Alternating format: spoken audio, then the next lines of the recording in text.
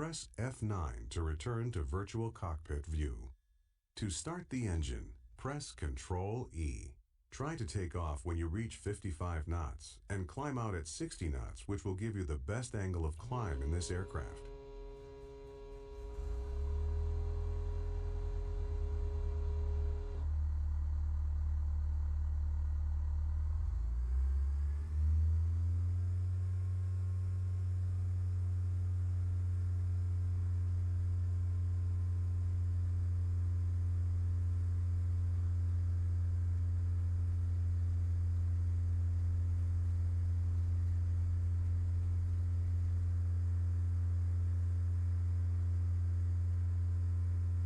Great takeoff. Now that you're in the air, retract the flaps by pressing the F6 key.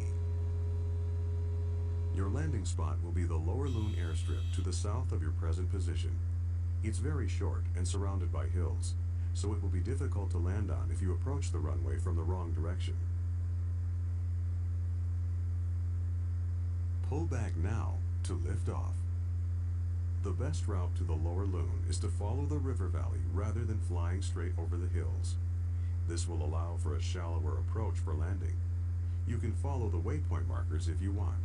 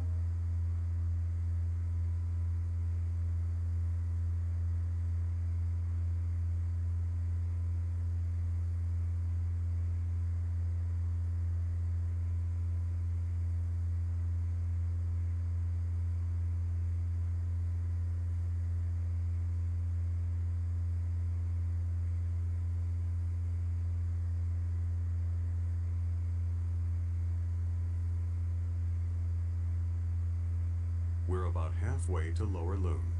This might be a good time to go over some bush flying tips. In real bush flying, you should always overfly the runway before landing to check the runway condition and to look for obstacles which could contribute to an unsafe landing.